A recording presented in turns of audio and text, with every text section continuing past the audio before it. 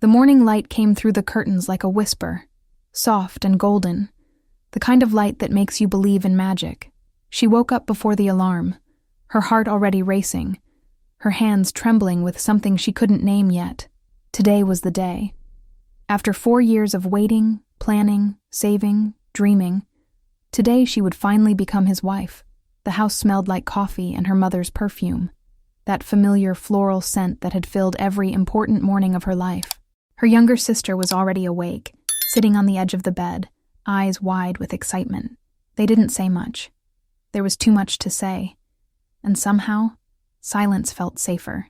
She stood in front of the mirror in her childhood bedroom, the same mirror that had reflected her face through every stage of growing up, and now it showed her something new, a bride.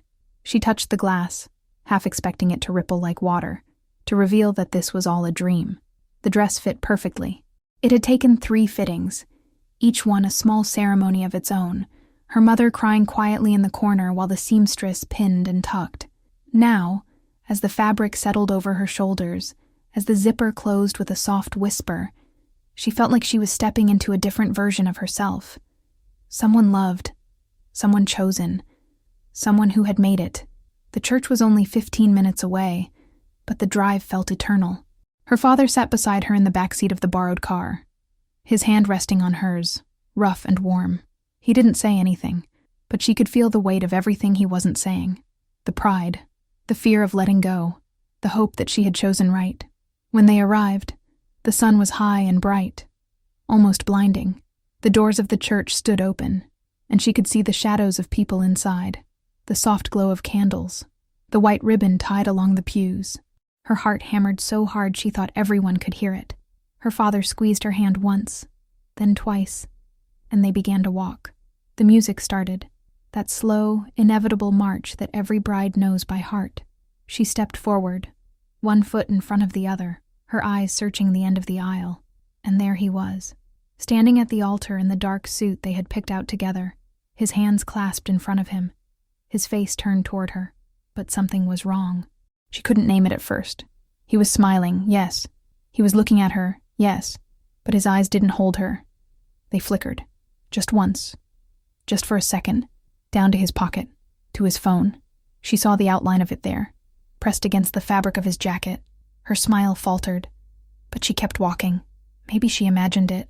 Maybe it was nerves. Everyone said grooms were nervous. She reached him.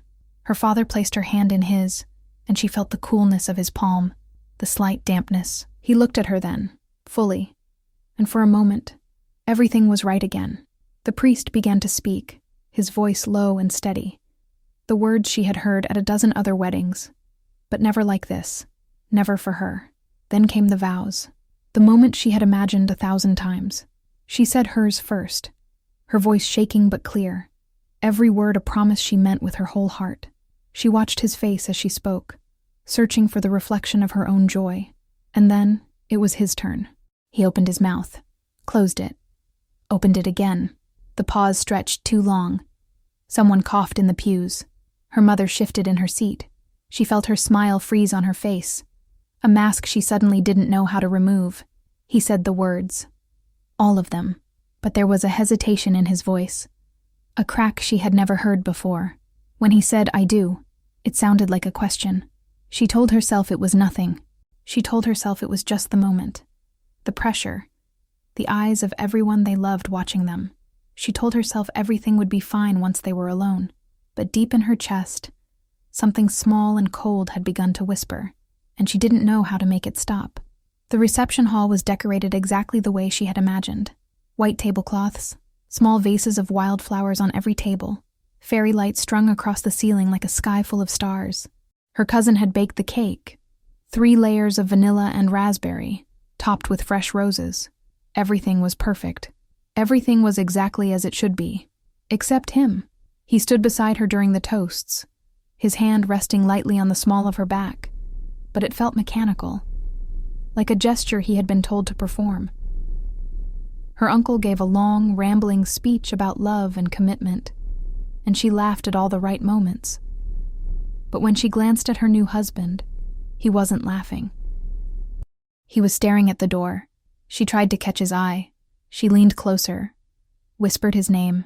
He blinked, turned to her, smiled that smile she used to love, but it didn't reach his eyes. Not anymore. The music started, and they were called to the dance floor for their first dance. She had dreamed of this moment. She had practiced the steps in her living room, humming the song to herself, imagining the weight of his arms around her, the way everyone would watch them and see how right they were together. But as they moved across the floor, she felt the distance between them. Not physical distance. They were pressed close, his hand on her waist, hers on his shoulder, but he was somewhere else. His gaze drifted over her head, scanning the crowd, and twice she felt his body tense, as if he wanted to pull away.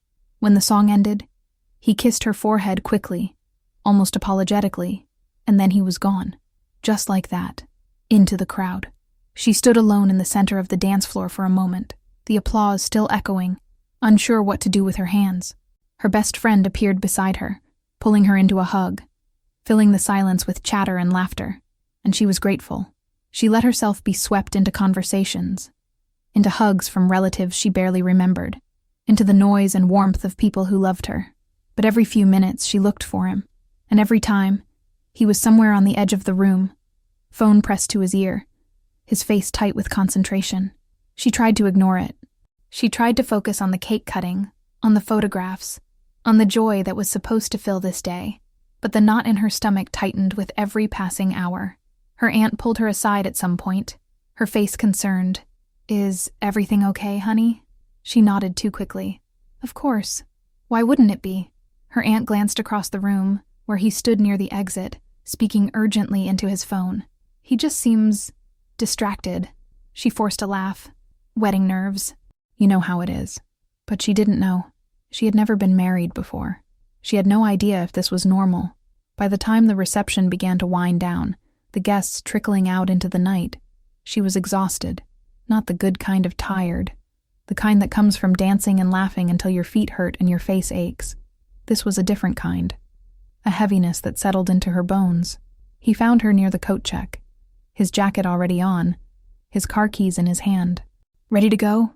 She nodded, relief washing over her. Finally, they could leave. They could go to the hotel, be alone, and everything would be okay again.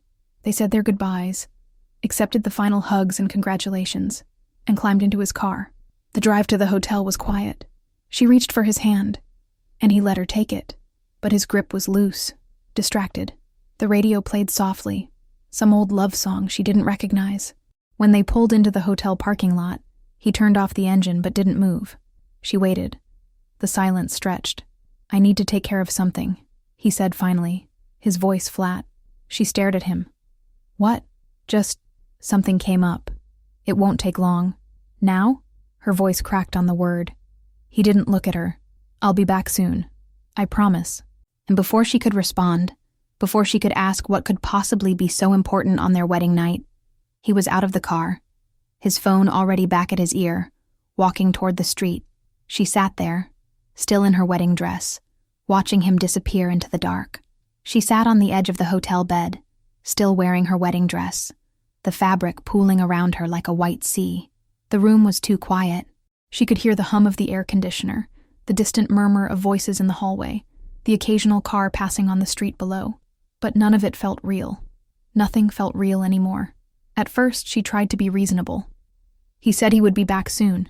Maybe it was a work emergency. Maybe his brother needed help with something. Maybe there was a problem with the car they had rented for the honeymoon. She tried to build a ladder of explanations, something she could climb out of the pit opening in her stomach. She called him. The phone rang 4 times and went to voicemail. His voice, bright and casual, told her to leave a message. She didn't. She hung up and stared at the screen, willing it to light up with his name, with some explanation that would make everything okay again. 10 minutes passed, then 20. She kicked off her shoes, the white satin heels that had pinched her feet all night, and they landed with soft thuds on the carpet. She stood and walked to the window, pressing her forehead against the cool glass. The city stretched out below her, lights twinkling like a promise that had nothing to do with her anymore. She called again. Voicemail. She sent a text. "Where are you? I'm worried." The message showed as delivered, then read, but no response came. The clock on the nightstand glowed red. 11:30. Midnight. 12:15. She tried his brother. No answer. She tried his best friend. The phone rang, and then went silent. She scrolled through her contacts, looking for someone, anyone, who might know where he was. But how could she explain this? How could she tell people that her husband had disappeared on their wedding night without sounding hysterical? Without admitting that something was terribly, unfixably wrong? She sat back down on the bed. Her hands found the edge of her dress, the delicate lace that her mother had helped her choose 6 months ago. They had spent an entire Saturday driving from shop to shop, trying on dozens of dresses, laughing and crying and dreaming together. Her mother had said, "This is the one," and she had believed her. She had believed in all of it. Now the dress felt like a costume, like something she was wearing in a play she hadn't auditioned for. She thought about taking it off, about changing into the nightgown she had packed so carefully, the white silk one she had bought just for tonight. But she couldn't move. She sat frozen, her mind racing through every conversation they'd had in the last few weeks, searching for clues she had missed. Had he seemed distant? Had he said something she didn't hear?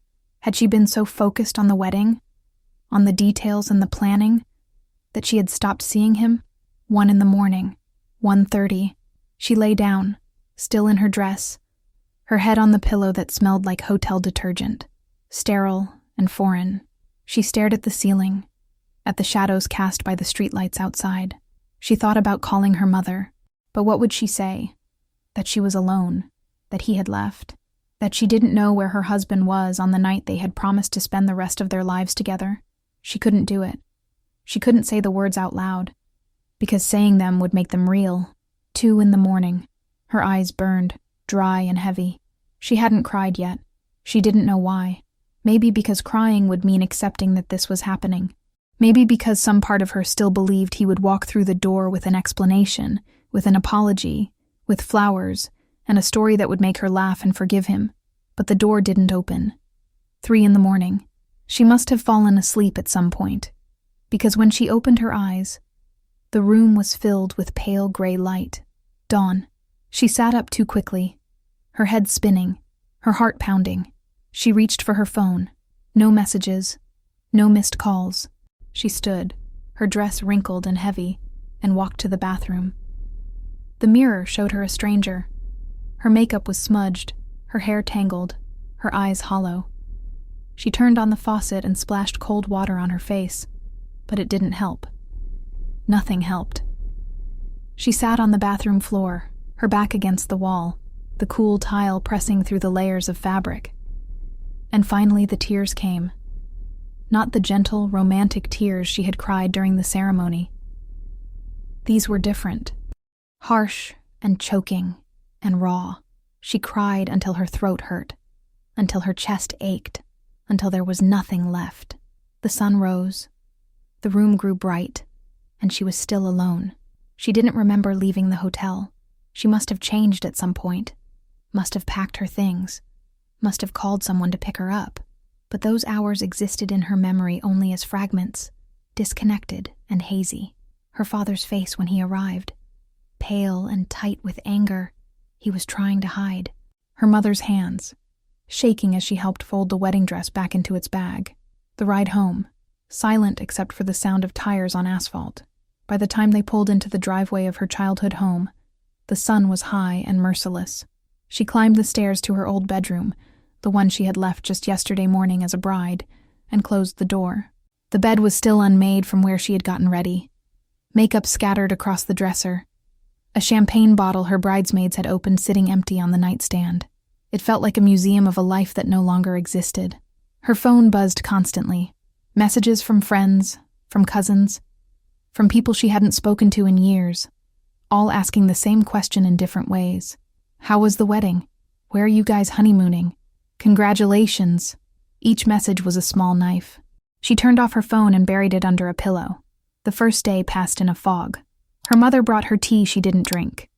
Her father paced downstairs, making phone calls in a low, angry voice. Her sister sat on the edge of the bed, not saying anything, just being there, and she lay curled on her side, staring at the wall, trying to understand what had happened. On the second day, his mother called. Her voice was strange, tight and defensive. "We don't know where he is either," she said, as if that explained anything.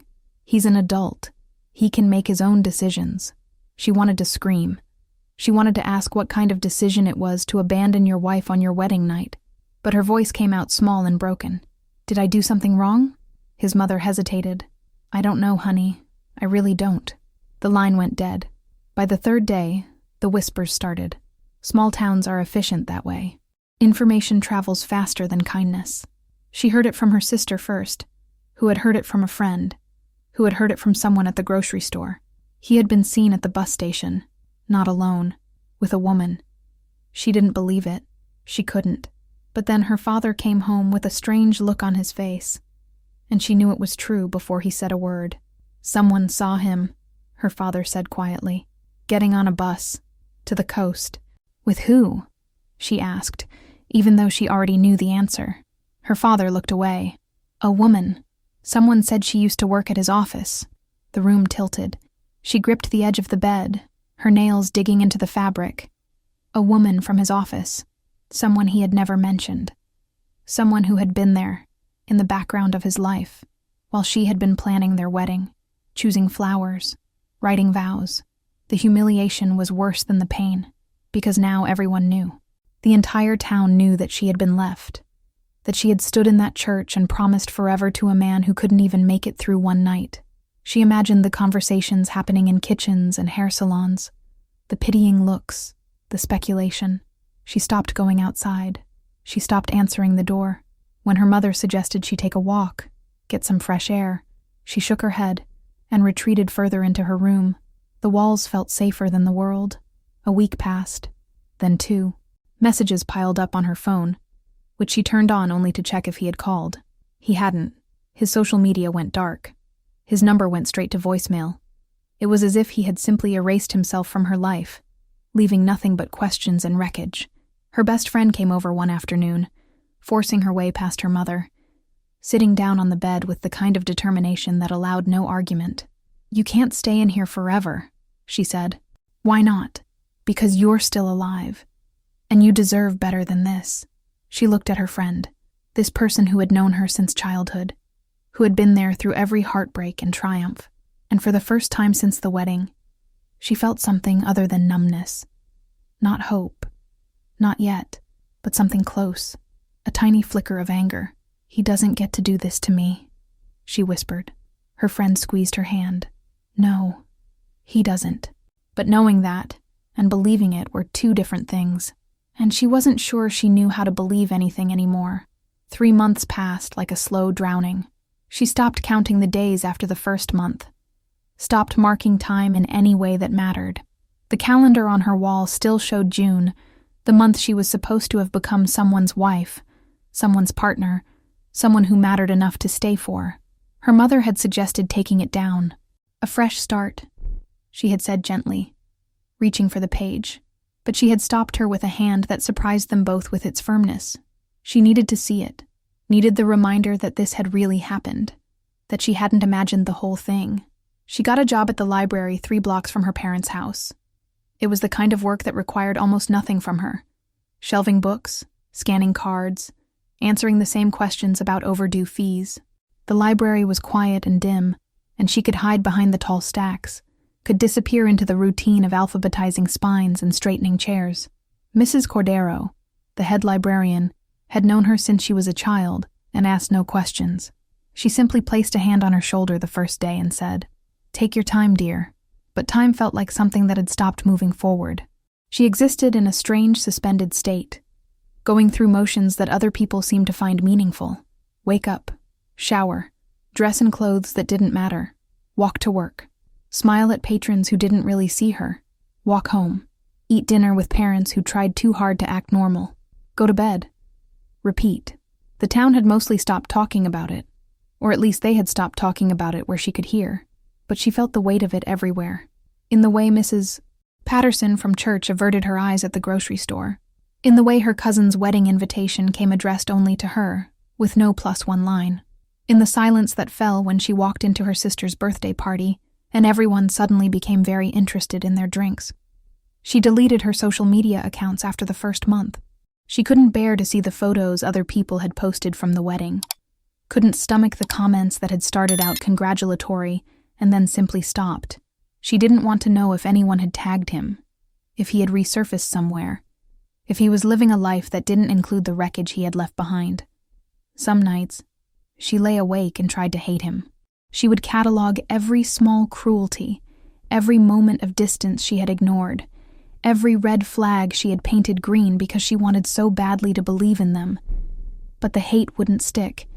It kept sliding away, leaving only a vast, echoing emptiness that felt worse than anger. Her best friend stopped by once a week, persistent as rain. She would bring coffee or pastries or sometimes just her presence, sitting on the front porch in the evening heat, talking about nothing important. Sometimes she would try to coax her out, to a movie or to dinner at the diner on Main Street, and she would make excuses that fooled neither of them. One Saturday in late September, her friend showed up with a bag of trash bags and a look of determination. "We're cleaning out your room," she announced. "Why? Because you're living in a shrine to something that's over, and it's time to let it go." She wanted to argue, but she was too tired. So she sat on her bed and watched as her friend gathered the wedding favors still sitting in boxes in the closet. The guest book no one had signed, the napkins printed with their names and a date that meant nothing now. Her friend moved quickly, efficiently, as if she had been planning this intervention for weeks. When her friend reached for the wedding dress, still in its bag hanging on the back of the door, she finally spoke. "Not that." Her friend paused. Why not? She didn't have an answer. Or maybe she had too many answers and none of them made sense. Because it had cost too much. Because her mother had cried when she tried it on.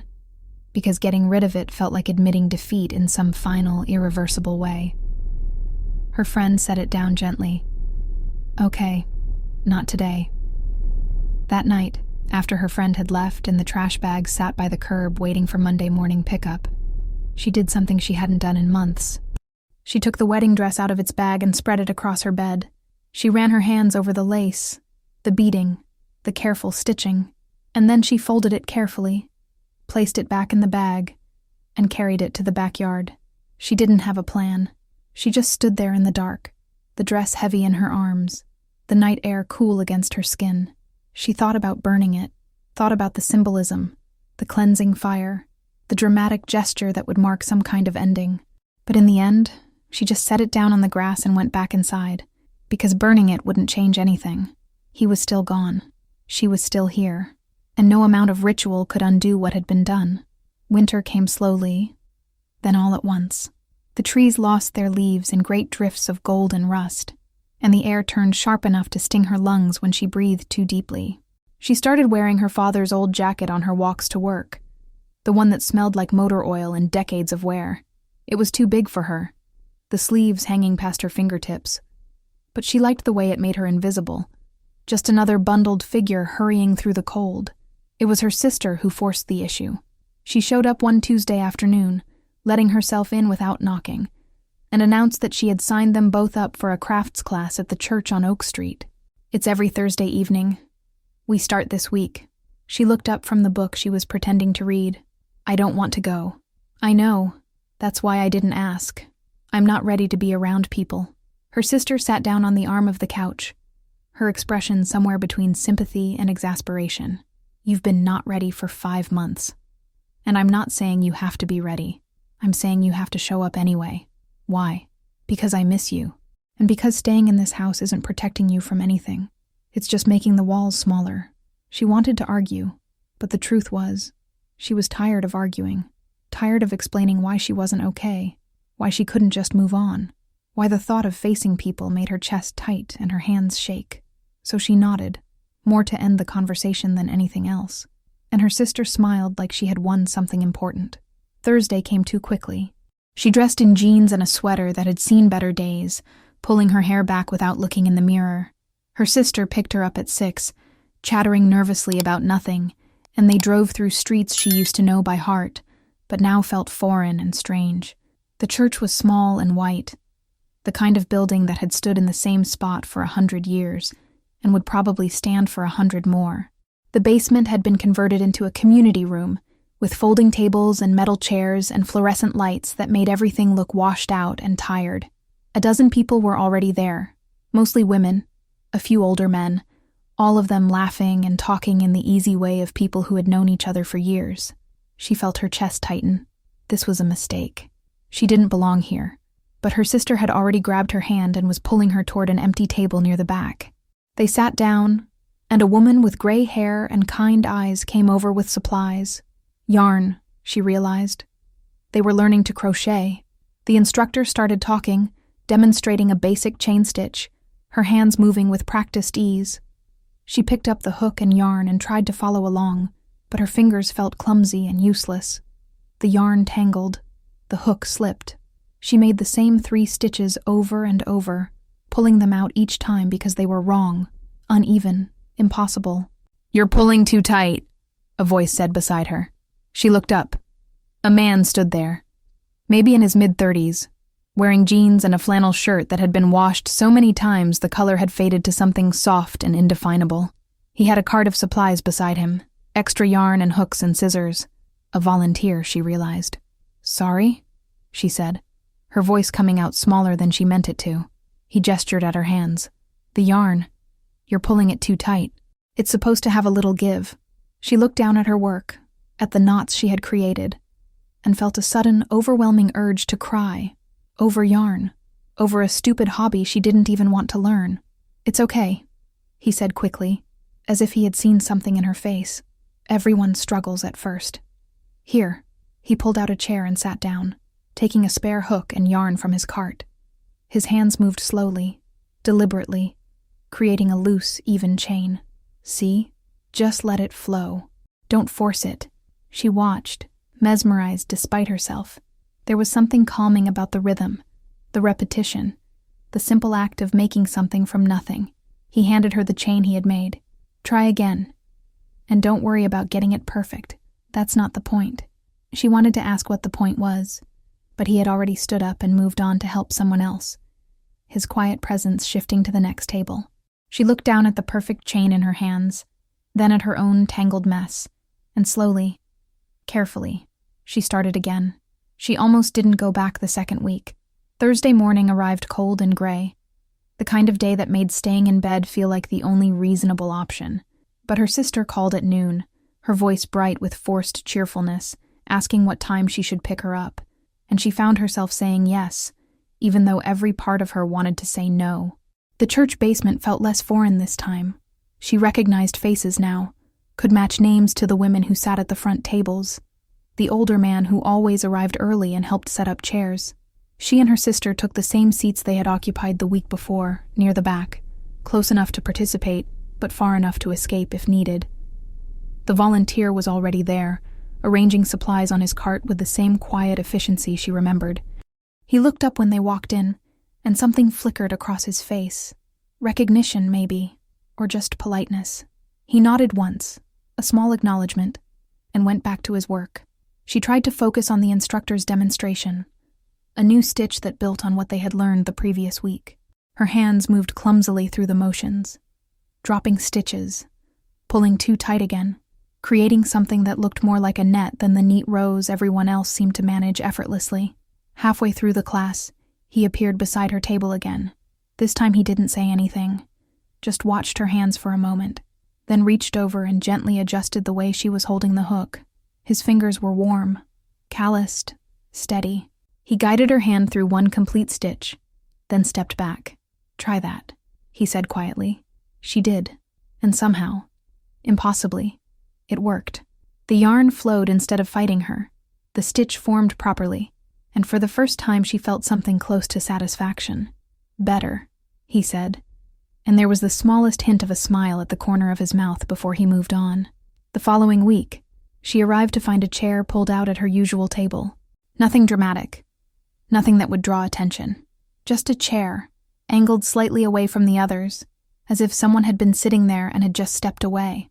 She sat down and noticed a small square of yarn on the table in front of her, folded neatly, not hers. She picked it up, examining the even stitches, the perfect tension, and realized it was an example, something to reference when her own work fell apart. She looked around the room, and found him near the supply cart, organizing hooks by size. He didn't look at her, didn't acknowledge the gift in any way, but she knew it had come from him. She tucked the square into her bag and spent the rest of the class trying to match its perfection. She didn't succeed, but the trying felt different now, less like failure and more like practice. The fourth week, it rained. Heavy, relentless rain that turned the streets into rivers and made her sister suggest they skip class. But she surprised herself by saying no, by pulling on her father's old jacket and insisting they go anyway. They ran from the car to the church entrance, laughing despite themselves, arriving breathless and soaked. The basement was warm and bright, a refuge from the storm outside. She shook water from her hair and headed to her usual table. And there, tucked under the chair, was a small thermos of coffee, still hot, steam rising when she unscrewed the lid. No note, no explanation. Just coffee, black and strong, exactly the way she liked it. She looked up and found him across the room, helping an elderly woman untangle a mess of yarn. He glanced over once, caught her eye for just a second, and looked away. But there was something in that brief connection, something that made her chest feel less tight than it had in months. After class, as everyone was packing up, she approached him. He was wiping down tables, his movements methodical and unhurried. "Thank you," she said. Her voice came out softer than she intended. He paused, looked at her with those steady eyes. For what? The coffee. The example square. The chair. He smiled then, a real smile that reached his eyes and transformed his whole face. "You're welcome." She wanted to say more, wanted to ask why he had done these things, why he had noticed her at all, but the words stuck in her throat, too big and complicated to force out. So she just nodded and turned to leave. "See you next week?" he called after her. She stopped at the door, looked back. Yeah, next week. And when she walked out into the rain, she realized she was smiling. Just a little. Just enough. The next Thursday arrived with the first real cold snap of the season, the kind that made her breath visible in the air and turned the sidewalks slick with frost. Her sister was sick with a cold, texting apologies, and insisting she could still drive, but she told her to stay home. She could walk. It was only 15 minutes, and she had made the journey a dozen times as a child, to Sunday school and youth group and church potlucks. She bundled up in layers, her father's jacket over a thick sweater, a scarf wrapped twice around her neck. The walk was quiet, most people already inside for the evening, and she found herself enjoying the solitude, the crunch of her boots on frozen grass, the way the streetlights made halos in the gathering dark. When she arrived, the class was just starting. She slipped into her usual seat, nodding hellos to the familiar faces around her. He was there, of course, setting out supplies, and when he saw her, he raised a hand in greeting.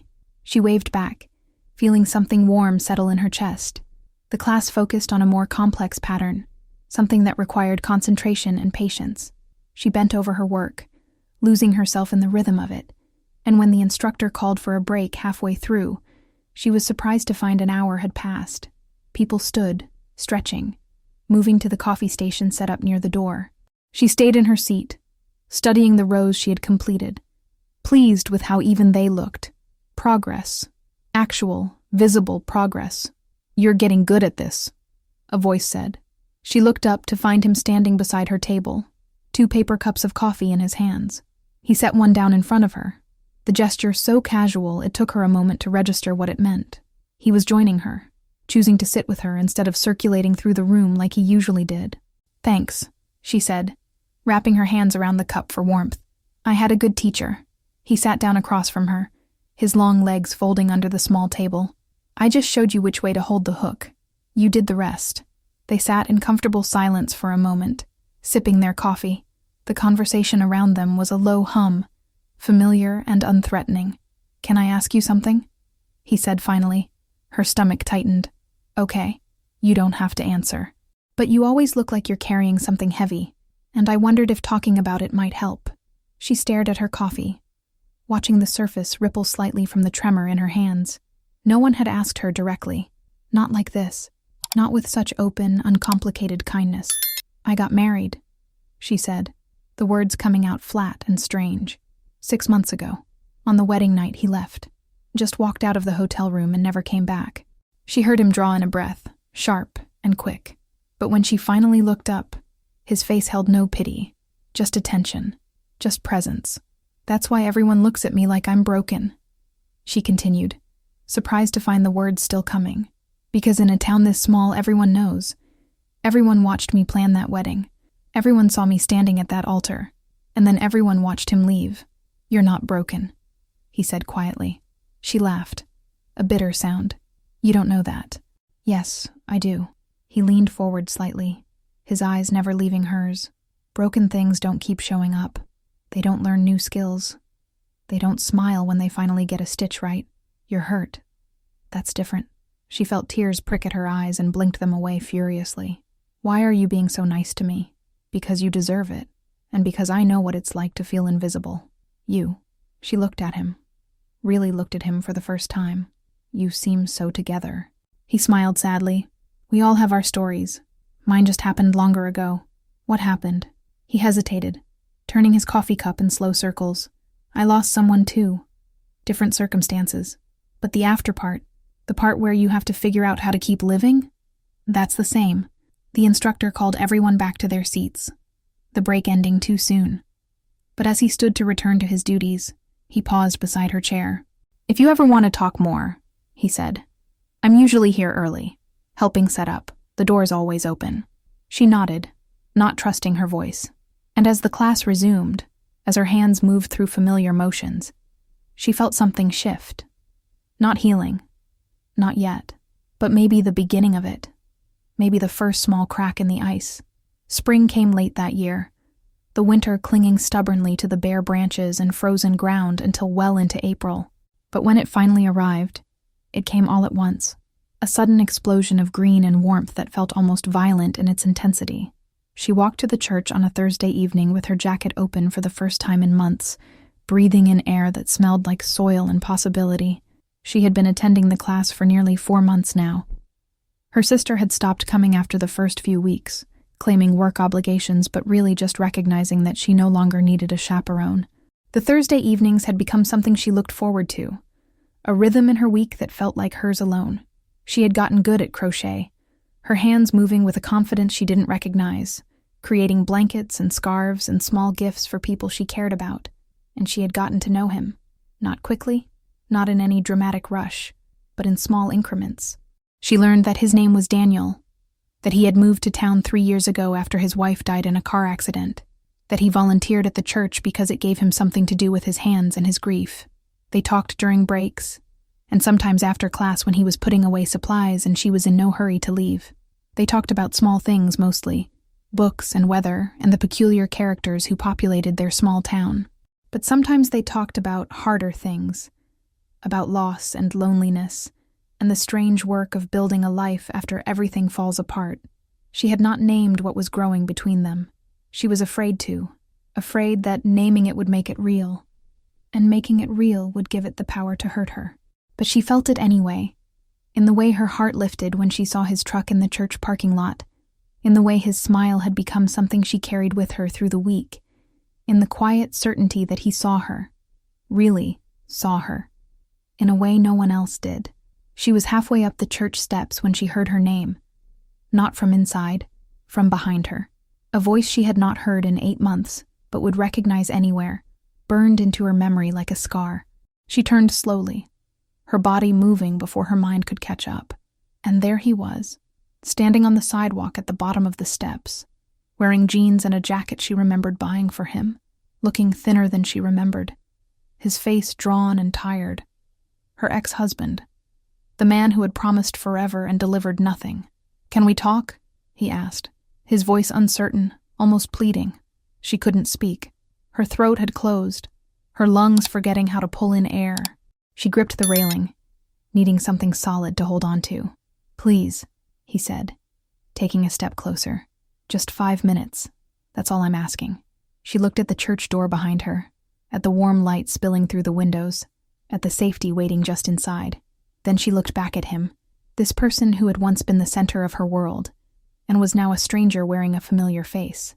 "Okay," she heard herself say. 5 minutes.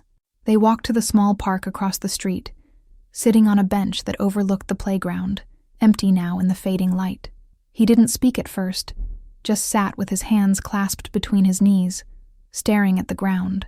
"I made a mistake," he said finally. "The biggest mistake of my life." She waited, giving him nothing. "I panicked. On the wedding night, I just panicked. I thought I wasn't ready, that I was making a mistake, that I needed more time, so I left. And I know that's not an explanation. I know it doesn't make it okay, but I need you to understand that I never meant to hurt you." "But you did," she said, her voice steady and cold. "You destroyed me. I know. And I've spent every day since then regretting it. I came back to tell you that, and to ask if there's any way, any possibility, that you could forgive me, that we could try again." She looked at him, really looked at him, searching for something she couldn't name. Remorse, maybe. Or honesty. Or some sign that he had changed, that he had become someone worthy of a second chance. But all she saw was the same fear that had driven him away, the same uncertainty, the same man who would always wonder if the grass was greener somewhere else. "No," she said quietly. He flinched as if she had struck him. "Please, don't decide right now. Just think about it. We were good together once. We could be again." "We were never good together," she said, the truth of it settling into her bones as she spoke. "I just wanted us to be so badly that I ignored everything that said we weren't." She stood up, her legs steadier than she expected. "I forgive you, not because you deserve it, but because I deserve to let this go. But I will never trust you again, and I will never give you another chance to hurt me." She walked away without looking back, her heart pounding but her steps sure. When she reached the church, she paused at the door, taking a breath that felt like the first real breath she had taken in months. Inside, the class had already started, but Daniel was standing near the supply cart, and when he saw her, his face broke into a smile that held no questions, no demands, just quiet happiness that she was there. She smiled back and walked toward him. The garden behind the church was small and simple, bordered by old rose bushes that bloomed wild and untamed every summer. Someone had strung white lights through the branches of the oak tree that stood at the center, and they glowed softly in the early evening light, like stars that had descended just for this moment. She stood at the edge of the garden, in a dress she had chosen herself, simple and cream-colored, nothing like the elaborate gown that still hung in a bag in her parents' attic.